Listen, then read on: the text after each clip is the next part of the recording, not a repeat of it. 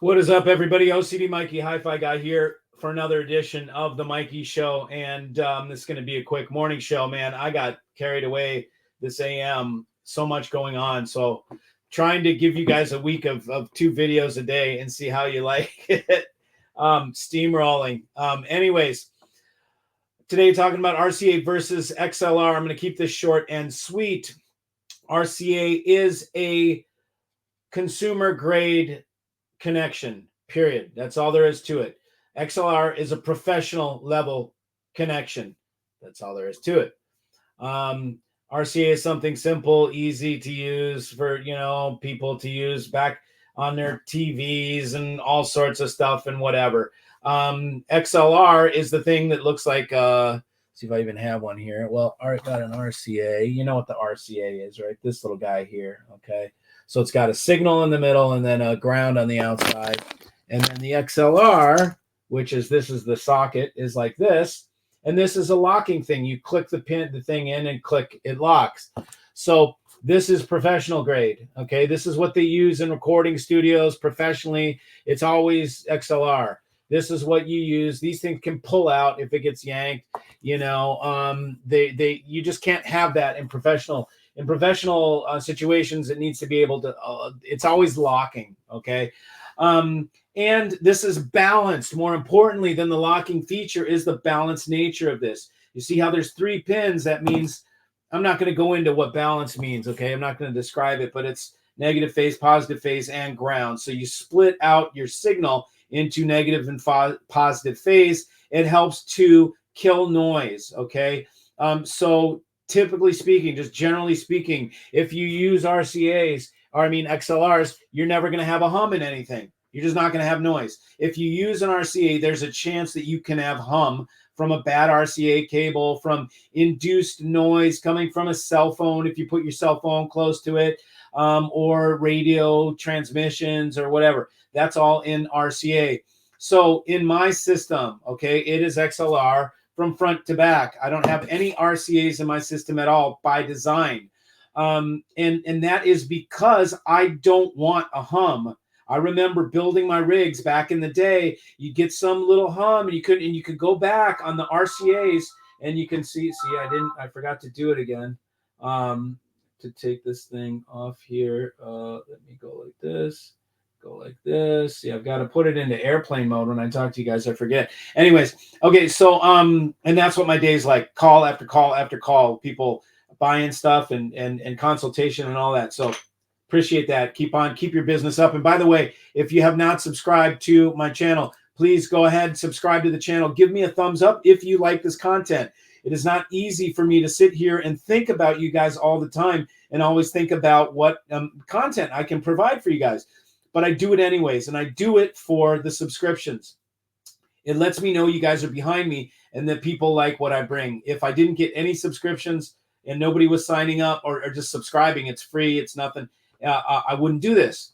So please do that. Also, if you need consultation or you want to buy gear, more importantly, go to 11stereo.com, 11stereo.com, because I'm a dealer and I have a dealer website. I carry very select brands, and I can build you a system that has the result of my big rig, starting from a very conservative amount of money all the way up to the big guys that are over $100,000. So anyways, just wanted to bring that to you. So back to what I was talking about, RCA and XLR.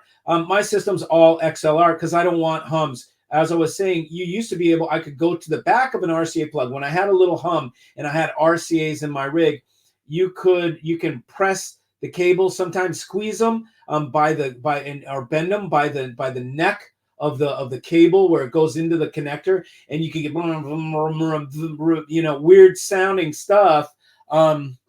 Wow, where is this thing? Oh, it's right here. Okay, so I wonder if that sounded jacked up. You guys were getting like my microphone was way over. See, talk about seat of the pants, man. I don't even prepare for this shit.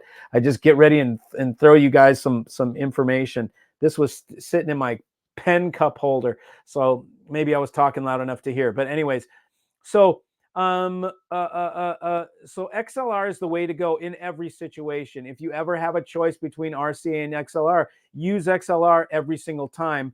except, well, okay, so I can give a caveat to that. And now it goes into me describing the difference, what balanced means. Okay. So there is balanced circuitry and there's balanced connections. Okay. Depending how the company implements their balanced connections, sometimes they completely half-ass their balanced connections. Okay. Which means they will take just little wires from this and jump it over to the RCA. So when you plug in your balanced thing, you don't have a transformer. It's not doing what it's supposed to do as balanced. You're just taking half the signal, the positive phase, and you're moving it over to your RCA. Sometimes they call that pseudo balanced or bullshit balanced, whatever you want to call it. It's not the real balanced. Okay. If you do that, it's better off that you just use the RCA.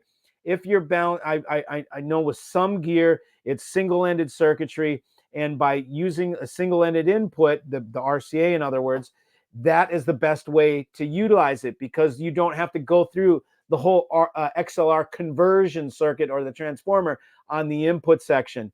If there's a transformer, you're good. Okay. If it's not, and it's done the pseudo way, it's not preventing any noise, and you may be better off using RCA. What you need to ask is the company. For instance, Manley, and this reminds me of a Manley preamp, and it was an older Manley preamp. It was a great piece. And I asked Ivana, what's a better input, the XLR or the RCA? She said the RCA is cleaner. Okay, so she knows that by adding whatever op amp chip, sometimes they use on the inputs of these, and whatever circuit, it was a little circuit board on the back. And yeah, so they did it properly. But she said it's cleaner through RCA. So it was better to use it through RCA because you skipped a less than ideal conversion circuit. If the conversion circuit is made very high grade, like Jeff Rowland has a conversion circuit that it has a Lundahl transformer, it's class A, it's very well done, okay, because he takes balance very seriously. Then you can use, then if you use RCA into the balanced, you're still going to be fine because he's got it worked out. Typically speaking, though, this is just generally speaking, the idea is RCA is consumer grade, XLR is pro grade. If you have a choice, you're going to want to do balanced connections and balanced gear typically.